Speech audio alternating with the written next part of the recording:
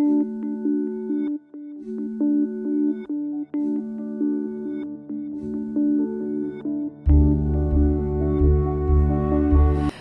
everyone, welcome to our YouTube channel Women Health Welfare Program।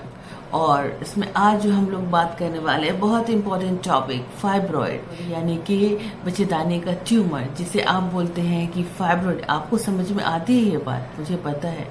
तो maximum time क्या होता है ना कि आप एक अल्ट्रासाउंड लेकर के आते हो और उसमें शायद एक छोटा सा फाइब्रॉइड लिखा रहता है 1.1 centimetre into 1.5 centimetre like that, और उसको लेके आप काफी परेशान हो जाते हो। इतना ज्यादा परेशान होते हो कि आप गूगल्स में सर्च करने लगते हो कि इससे क्या क्या प्रॉब्लम्स हो सकते हैं, क्या क्या कॉम्प्लिकेशंस हो सकते हैं।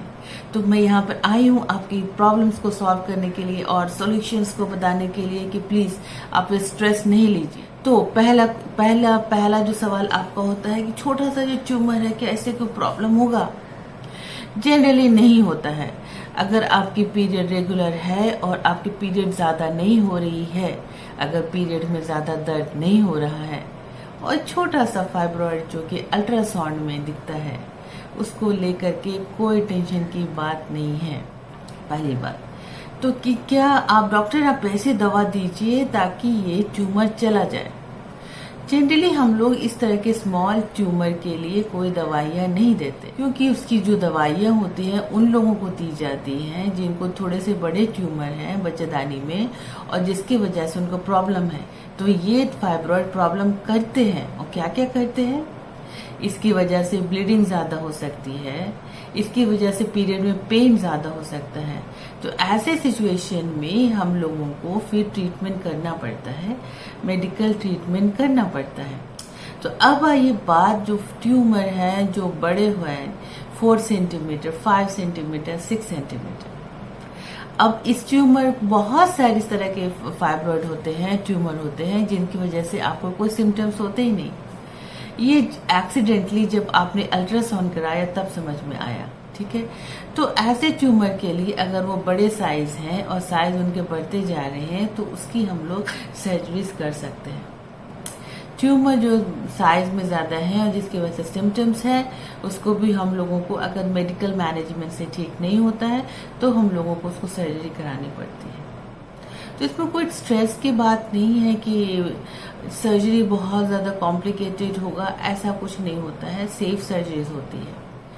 अच्छा, सर्जरी में एक ये चीज आप पूछते हो कि लैप्रोस्कोपी करना है कि ओपन। अब लोगों का कहना होता है कि नहीं, ओपन सर्जरी ज्यादा अच्छी होती है।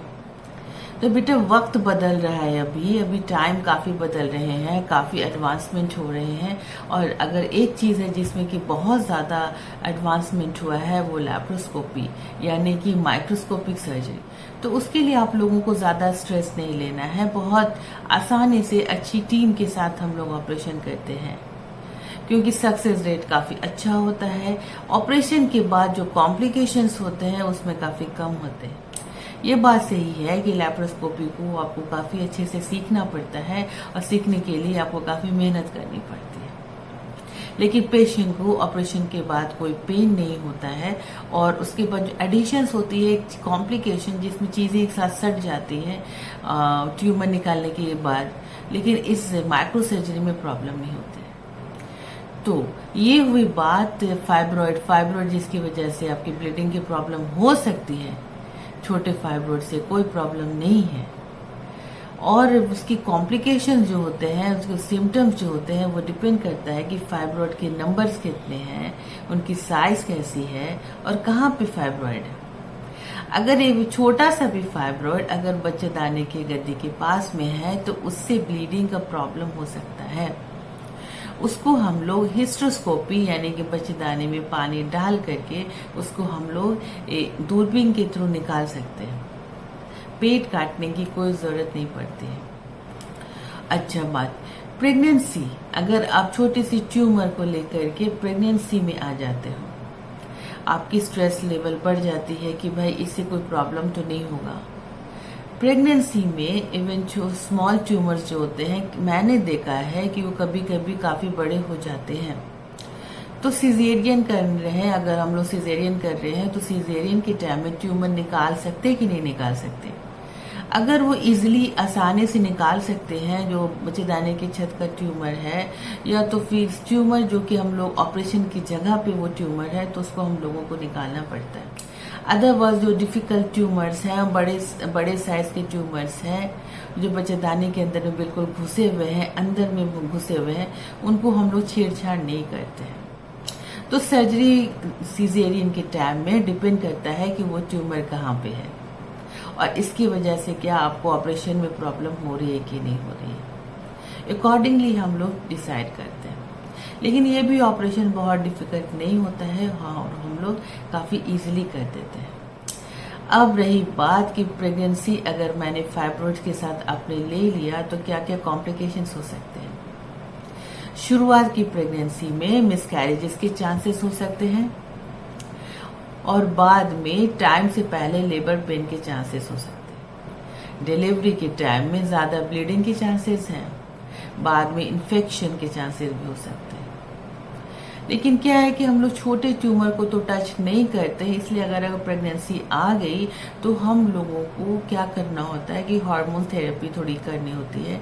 आजकल काफ़ी अच्छे हार्मोन्स की टैबलेट्स अवेलेबल है मार्केट में, उसको हम लोग कंटिन्यू करते हैं ताकि आपकी प्रेगनेंसी ठीक ठाक रहे। तो इस तरह से मैंने बताया कि छोटे ट्यूमर को लेके कोई टेंशन नहीं है।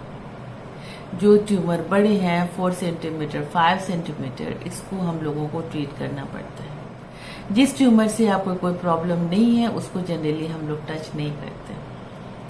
अगर फाइब्रॉइड की वजह से आपकी प्रेगनेंसी नहीं आ रही है तो उसको निकालना ज़रूरी हो जाता है। एक और बात ये कि आप ये पूछते हो कि क्या ट्यूमर निकालने के बाद प्रेगनेंसी आराम से आ जाएगी। जनरली ज़्यादा प्रॉब्लम्स नहीं होता है, अच्छी ऑपरेशन करने के बाद प्रेगनेंसी आ जाती है। हम लोगों को सिर्फ 3 से 4 महीने का गैप देना पड़ता है। फर्स्ट ट्रीटमेंट यानी कि ऑपरेशन इसके लिए ज़रूरत होती है। तो आप अपनी परेशानी को लेकर नहीं बैठे। अगर आपको प्रॉब्लम हो रही है, पेट में दर्द, स्पेशली पीरियड के टाइम में अगर ब्लीडिंग ज़्यादा हो रही है तो प्लीज़ जल्दी से आकर मिलिए। हो सकता है आपके बच्चेदानी में गांठ हो या ट्यूमर हो और इसका जल्दी इलाज करना पड़ सकता है। Thank you so much. अब प्लीज़ राइट इन कमेंट्स कि आप और क्या जानना चाहते हैं और ताकि हम और आपको इन्फॉर्मेशन दे सकें। Thank you so much.